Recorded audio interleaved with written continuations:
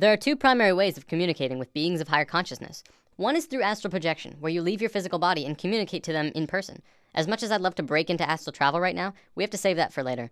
The other method involves having a being come to Earth and communicate through a trained person, and this is called channeling.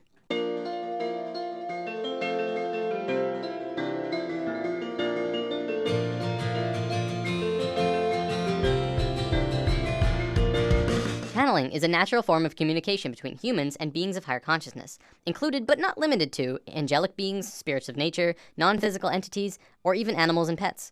In a sense, it's basically when a human will turn him or herself into kind of like a phone for beings of higher consciousness and people to communicate. A channeler can choose who or what they want to channel. As long as the other party has an interest in communicating, the link is made and the channeling can begin. Now don't worry, there's no possession or anything harmful taking place here. The body is still under the complete control of the channeler. But the channeler and spirit are communicating through thought. Messages are communicated on levels of emotion and thought rather than spoken word. The channeler will then decipher what the spirit tells him into human language. Contrary to popular belief, entities do not generally use human languages because it is considered awkward and clumsy. The majority of this message is conveyed through an elegant series of sensory feelings. Let's talk about animal communication, because this is a form of channeling that you yourself can do. Channeling pets is one of the easiest forms of this art. Pets, of course, do not use human language, but they have a strong desire to communicate with humans. A small disclaimer, if you're planning on trying this, it's also helpful to charge your third eye chakra, as we talked about in lesson 2. It will assist with your mental connection to them. You'll want to practice on a family pet before taking a leap to anything else. A cat or dog who is familiar with you is the best choice to begin. Cats are a tad more difficult because they tend to pick and choose what they want to listen to. A family dog can be easier as they are pack animals and will be more apt to tune in to the leader of the pack, which is you. So let's go over some of the basic steps to do this. Start by taking your dog into a quiet room. Sit on the floor next to him, or if he's allowed on the couch or bed, have him sit next to you. Pet him in his favorite spot until he's settled in. Then start talking quietly to him in a loving tone. Find one short sentence or word and use it over and over. You could say, hey there sweetie, or okay buddy. Let's just call this your key phrase. When you've gone over your key phrase 10 times or so, close your eyes and be silent. Stop petting him and begin to form a picture in your mind of what you want him to know. You may have to practice visualizations if you haven't ever done this before. After the picture is formed and clear, float the image out of your forehead where your third eye is located and into your dog's head directly between the eyes. Once you've done this, speak the key phrase again one more time and float the image again into his head. Keep doing this until he either leaves to get up or puts his head on your lap. If he leaves, follow him and do it again. If you begin to get a reaction from him, like putting his head in your lap or something else, congratulations, you've just communicated with your dog. Cats are a bit more stubborn, so it'll depend on the cat you're trying to communicate with. The image you're visualizing to him may have to be their favorite cat treat or something that they really like. If they're especially loving snuggle cats, then that's all the better. Use the same directions with the dog though, and who knows, you could be talking with them in no time. If you have smaller animals like avians and reptiles, you have to remember that the animal has a smaller brain. The reception of pictures is apt to be slower and take longer. Remember, practice and patience is crucial to learning to do this. You'll probably start with minimal results, but if you're persistent, you will not only master the family pet chat, but other animals around you, like your friends' pets or pets in the car barking at you as you walk by and so on. One big question that everyone has around now, well, do they talk back? Yeah, they do. I communicate with my cat Toonie and he always tells me what he wants, whether it's food, water, or to go outside. I've actually read that horses are really good at communication as well. In an article I'll be posting in the comments of this video, a woman said that one time she had a horse specifically ask for a green apple, not a red one. Had to be green. Of course, she immediately got one and gave it to her, and they started communicating more. I know what you're probably thinking. Well, don't I have to be psychic to do this? Well, yes, but everyone is psychic, but most people don't really realize it. There's a gland in the brain called the pineal gland, which scientists have actually labeled the psychic gland. Through charging your third eye chakra, you begin to activate the pineal gland and your psychic connection can begin. Just remember to release the concept that you'll hear words and allow yourself to feel into your animal friend. So now we understand how to channel beings of lower consciousness, animals. For beings of higher consciousness, it's essentially the same thing, only reversed. In this scenario, we are like the animal and we are communicating with beings who know and understand far more than we do. There are a plethora of channelings on the web that you can find. Some are really helpful, enlightening, and perceptive, and others are, well, not. It's important that when you're listening to or reading channelings, that you use discernment with what you're listening to. For the most part, you have no idea who or what is being channeled, and the only way you can really truly tell is through listening to what they are saying and finding truth in their words. If what is being said feels right, then go with that flow. If it does not, then you don't have to subject yourself to it. The final decision will have to come from you, though. Everyone channels differently as well. Sometimes channelings are quite boring, as the channeler will just lay down and connect internally and just let the information fly. Other times, the connection between the beings is stronger, and they'll walk around the room and talk and be quite lively. Then there's people like this. As has been often said, you are shifting your frequencies from one reality level to another, and this is so. But you are always shifting. You are shifting now. It is a natural thing that you do. You don't have to wait to shift. You've been shifting. You've been shifting all your lives. This is the way motion is created. This is what happens when you create the illusion of movement. The only way to create the illusion of movement is to actually shift from parallel reality to parallel reality that's slightly different than the reality you were in before. So you're shifting now, you're shifting now, you're shifting now, you're shifting now, you're shifting now.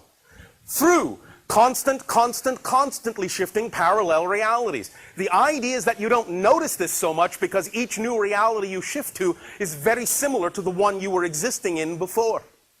The idea of noticing the change is to create there to be a bigger difference between the parallel reality you shift to and the one that you were in before.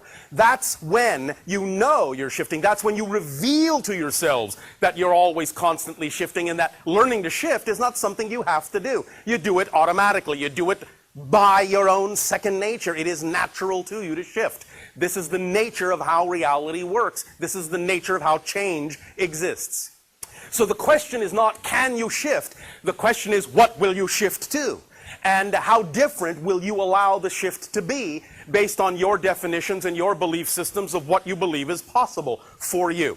And this is why it is of paramount importance, as has been said this day, for you to really focus on the idea of the frequency, the vibrational frequency, the state of being that you prefer your reality to be, and thus then understand, based on what we have just said about shifting to parallel Earth realities, that when you change the vibration of your being, it's not that you change the world.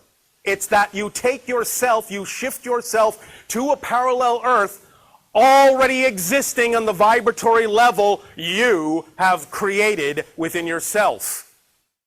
Now, I gotta admit, that's actually pretty cool. And regardless of the excitement in the way he channels, the information is usually really good. For those who are trying to channel entities on your own, I ask that you use caution when proceeding forward, but also have fun. There is a possibility that you encounter a negative entity who may try and trick you or steer you off course. For the most part, even the bad entities will act as good ones, because humans generally fall for it. I don't want to scare anyone away from this, though. The universe is full of amazing, positive beings of light who are here to help us in our time of need. If you connect with a being that just fills you up with love and light inside, then feel free to establish a conscious connection and communicate with this being. Sirians and Pleiadians especially are known for being very loving and helpful. Sirians come from Sirius, the brightest star in the sky. The Pleiadians come from the Pleiades, which is a cluster of stars through the constellation of Taurus. To learn more about this, I recommend reading the book Bringers of the Dawn, or listening to the audiobook, which is available on YouTube. A lot of the information in spirit science does actually come from channeling. A man named Drunvalo Melchizedek was visited by a being named Thoth, roughly 30 years ago, and worked with him personally for many years. We're going to be learning a lot about Thoth, who was the priest king of Atlantis for a very long time. He wrote about all of his experiences in the Emerald Tablets, which are ancient, unbreakable tablets which we discuss in Lesson 12. The whole Atlantis story came from him. I highly recommend, for those who are interested in learning more, check out The Ancient Secret of the Flower of Life, the first book Drunvalo published about his experiences with Thoth, as well as 25 years of scientific research that works harmonically with what Thoth taught him. There's actually a being channeled named Cryon of Magnetic Service. He talks a lot about worldly events and what's going on a global scale. What's interesting is that Cryon has been invited to the United Nations 7 times over the last 13 years. If the UN listens to channeling, maybe it deserves a little more credibility than we realize. On my YouTube, I'm going to be posting small snippets from various channels, but most of them from Crimson Circle. Crimson Circle started out in 1999 when a being named Tobias started communicating with Jeffrey Hope. There's actually a really cool story here. I can't go over all of the details, but Tobias was actually written about in the Bible, in the book of Tobit. This particular book was removed by the church in 1546 during the Council of Trent. Tobias was written as one of the main characters in that book, and Jeffrey and him began communicating more. In 1999, Crimson Circle was formed, a group dedicated to communicating with Tobias and other spirits. Up until recently, it was mostly Tobias who was channeled by the Crimson Council. Tobias then said that he wanted to return to Earth and live another lifetime because he missed physical reality, and said his goodbyes. Today, Adamus St. Germain is channeled instead, and he's very lively. A little insight on Adamus: he is what you would call an Ascended Master. An Ascended Master is someone who underwent a process of spiritual transformation and moved into higher states of being beyond physical life. This will make way more sense in future lessons. Okay, I want to wrap up by going over a short list of definitions. During the channelings, you may hear some words that you're not familiar with. Amyo is absolute and pure trust in the self, the realization of the I am. Makyo are kind of like lies that you tell yourself, that take you away from the I am, like I'm not good enough or I can't do it yet. kind of like the opposite of Amyo. Ascension is the process of going from one lifetime to the next while staying in the same physical body. Kaldra, you may hear this one a lot actually. Kaldra is the nickname that Tobias gave to Jeffrey. So if you ever hear Jeffrey say during a channeling, Kaldra doesn't want me to say this, but I will anyways, that's Adamus speaking through Jeffrey about Jeffrey, whose nickname is Kaldra. Is that confusing? Shaumbra is the name that Adamus uses for the group of humans going through the awakening process. If you're watching the videos, you too are a Shaumbra. Shoud is a channeling, essentially. What you'll be watching are shouds, gatherings for communication with Adamus and other beings. But yes, my dear Kata, love, it's an amazing thing. It's an amazing thing. You get so caught in it, so hurt by it, so deep into it.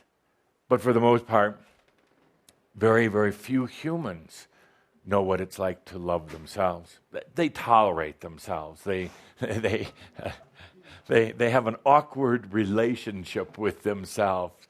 And they're still looking for love and still creating love with other people. But you know what's going to happen in this planet? I'm digressing, but I love to digress. What's going to happen on this planet is this planet has created love, shared love, and been in love. What happens next on this planet that's never been done anywhere else in all of creation is for the very beings who came here to start loving themselves. It's the next frontier. It's the next evolution. It's the next spiral, but a spiral that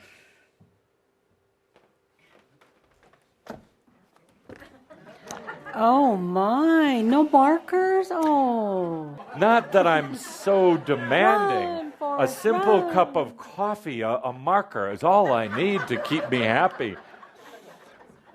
So you could say that your experiences have been like a big spiral and continuing to expand, continuing to experience and to share all that. But funny thing happens at a certain point in this awakening that you're going through. The spiral comes back into itself. And then you would have to create a hologram. We can't write it on the board like this, but you go through like a doorway into yourself.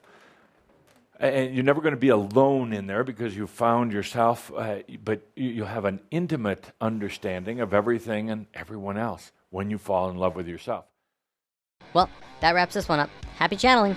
Nothing like the sun to keep you from stumbling in the dark. Falling once or twice, you figure out